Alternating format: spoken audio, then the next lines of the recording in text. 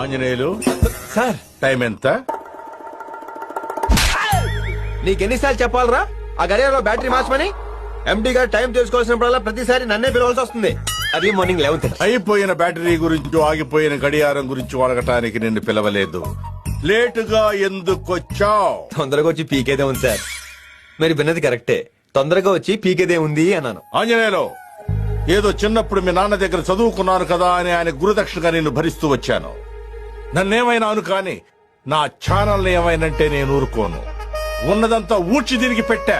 ఎంతో కష్టపడి రన్ చేస్తూ మీ అందరికి ఇంత శాలరీస్ ఇస్తుంటే అంతెంత అన్ని పోను 5300. అది మా ఇంట్లో కుక్కలు కూడా సరిపో. ఇంట్లో కుక్కాడుంది. మా ఇంటి ఓనర్ ఉంది. అయినా ఇదే పొజిషన్ లో పక్క ఛానల్ 25,000 ఇస్తున్నారు. మరైతే వెళ్ళు. వెళ్దాం. ఏ? ఇంటర్వ్యూ ఇంగ్లీష్ లో చేస్తారంట. నీ ఒక్కడి వల్ల స్టాఫ్ మొత్తం చెడిపోతున్నారు. ఒక్కడి వల్ల చెడిపోవడం బాగుపడడం అనేది జరిగితే అమెరికా నిండా బిల్గేట్స్ ఉండాలి, ప్రపంచం అంతా లాటిల్ ఉండాలి. లాజిక్ కోసం వెతకండి సార్, అర్థం చేసుకోవడానికి కొంచెం టైం పడుతుంది. మీరు అలా చూస్తూ ఉండండి. ఎప్పటికైనా రవి తేజ అనే ఛానల్ పెడతాను. వెలుగుతున్న సూర్యుడి మధ్యలో నవ్వుతూలా నిలబడతాను. ఎలా ఉంది ఎంబలం? ఎంబలం ఓకే, మరి అమౌంట్ ఎక్కడి నుంచి తెస్తావు? సంపాదిస్తాం. ఏది ఇక్కడ ఉండే ఇవాళ మెనూ ఏంటి సార్? పని ఉండదు, పాటు ఉండదు, దీనికి మాత్రం తక్కువ ఉండదు. గుర్రం గుడ్డిదైనా దాన తప్పదు కాదు సార్. పని లేదని మీకు తెలుసు, ఎదో తెలుసు, ఈ కడుపు తెలియదు సార్. ఆంజనేయులు!